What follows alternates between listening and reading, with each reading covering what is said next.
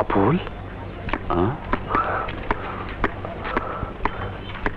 আরে আবুল, রাজু তুই দোস্ত কবে বেরিয়েছিস? আজকে? কিন্তু তুই সিএনজি চালাস? ক্ষতি কি?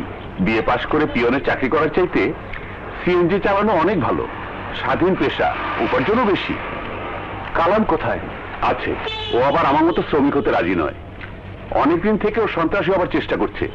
ওর ধারণা এই দেশে সন্ত্রাসীদের উপার্জন বেশি, মান মর্যাদাও বেশি, কিন্তু শালা সুবিধা করতে পারছে না। ঠিকানা জানিস? হ্যাঁ। ওকে খবর দে, রাতে ভাঙা বাড়িতে আসতে বলবি। আচ্ছা যাই রে। ঠিক আছে। অপরাধী হতে হবে, অস্ত্র হাতে তুলে নিতে হবে। তোরা থাকবি আমার সাথে? থাকবো মানে? আমি তো আছি। আবুল, আছি দোস্ত। এদেশে ভালো মানুষের কোনো দাম নেই। বিয়ে পাশ করে আমাকে ট্যাক্সি চালাতে হয়, পুলিশের লাঠির বাড়ি খেতে হয়, মাঝে মাঝে প্যাসেঞ্জারের চট থাপ্পড় খেতে হয়। তার চেয়ে সন্ত্রাসী হওয়া অনেক ভালো। বড় সন্ত্রাসী হব আমরা, আর সেজন্য চাই অস্ত্র। আমার কাছে খবর আছে দোস্ত, একটা গ্রুপ বাংলাদেশে অস্ত্র আনা নেওয়া করে। প্রথমে বর্ডার পার করে একটা আস্তানায় উঠায়, তারপর ছোট ছোট চালান আনে ঢাকার গোডাউনে। কোথায় সেই গোডাউন? সেই গোডাউনটা পাহারা দেয় কয়েকজন সন্ত্রাসী, হাতে তাদের অস্ত্র। ওখানে হামলা দিলে বিপদ হতে পারে, তার চেয়ে চালান যখন আসে তখন হামলা দেওয়া ভালো। কখন চালান আসবে খোঁজ নিয়ে আমাকে জানাতে পারবি? হ্যাঁ পারবো।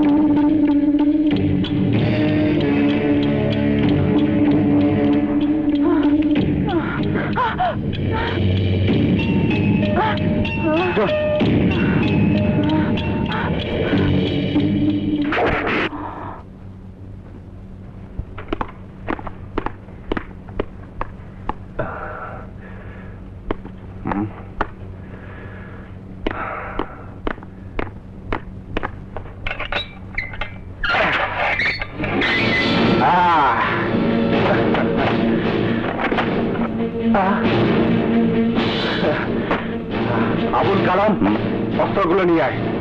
ঠিক আছে। আমি বিশ্বাস করতে পারছি না যদি আজ পর্যন্ত কোনো কাজে তুমি ব্যর্থ হয়েছো। তোমার কাছ থেকে ওরা আমার অস্ত্র আর টাকা ছিনিয়ে নিয়ে গেল। আমি নিজেও বোকা বনে গেছি বস। আমি ভাবতেও পারিনি এভাবে কেউ আমাদের আক্রমণ করতে পারে, ছিনিয়ে নিয়ে যেতে পারে অস্ত্র আর টাকা। কারা ওরা? একজন কেউ চিনি না, তবে মনে হয় ওরা নতুন গজিয়ে ওঠা সন্ত্রাসী। নতুন হলেও ওরা খোঁজ খবর নিয়ে মাঠে নেমেছে, দেখলে চিনতে পারবে। আমি একবার যাকে দেখি তাকে সহজে ভুলি না বস।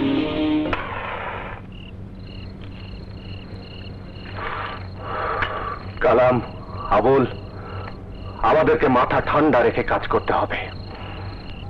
বড় হতে হলে খুব সাবধানে এগোতে হয়। একটা ভালো বাড়ি লাগবে আমাদের। আবুল, তুই ভাড়া করবি, আর যারা অস্ত্র কেনে তাদের সাথে যোগাযোগ করবি তুই। রাখবি, প্রথমে আমরা দখলে আনবো আমাদের এই এলাকা। চাঁদা টেন্ডার সবকিছু হবে আমাদের ইশারায়। তারপর পুরো শহরটা আমাদের হাতের মুঠোয় আনতে হবে।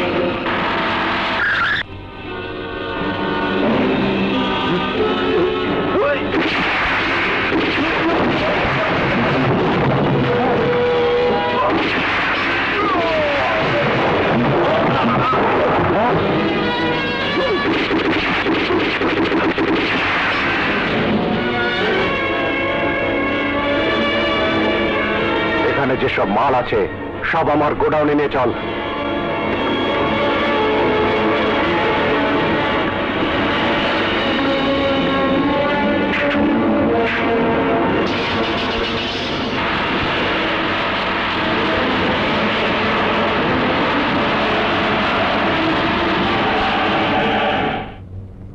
একটা বিশেষ দায়িত্ব দেওয়ার জন্যই তোমাকে ডেকেছি বাতেন।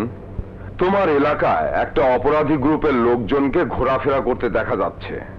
ওরা সাধারণ সন্ত্রাসী বা চাঁদাবাজ নয়। সিআইডি রিপোর্ট অনুযায়ী ওরা অস্ত্র ব্যবসায়ী। তোমার এলাকার কোনো জায়গায় ওদের গোপন গোডাউন আছে বলে সিআইডি অনুমান করছে। May I come in sir? Yes, come in. তুমি? তোমার সঙ্গে পরিচয় আছে নাকি? না স্যার, মানে জি স্যার, একদিন পরিচয় হয়েছিল। ও সিআইডিতে আছে, inspector Sumana. Nice to meet you. Me too.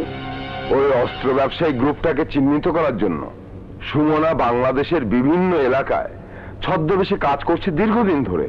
আমি যখন বাইরের থানায় ছিলাম তখন আমিও দেখেছিলাম স্যার। গ্রুপটিকে সুমনাই চিহ্নিত করেছে। এই জন্য কখনো সে ভিক্ষুক সেজেছে, গার্মেন্টস কর্মী সেজেছে, বোবা হয়েছে, অনেক কষ্ট করেছে, কিন্তু দলের প্রধান ব্যক্তিকে এখনো চিহ্নিত করতে পারেনি। আমার এলাকা আমি সার্চ করব স্যার, প্রয়োজনে ওদের কাউকে ধরে এনে জিজ্ঞাসাবাদ করব স্যার। আমি মনে করি না তাতে আসল লোকটিকে ধরা যাবে, বরং সে হাত ফসকে ধরাছোঁয়ার বাইরে চলে যাবে। তোমাকে কৌশলের আশ্রয় নিতে হবে বাতেন। কৌশল? প্রেম করতে হবে আপনাকে। মানে?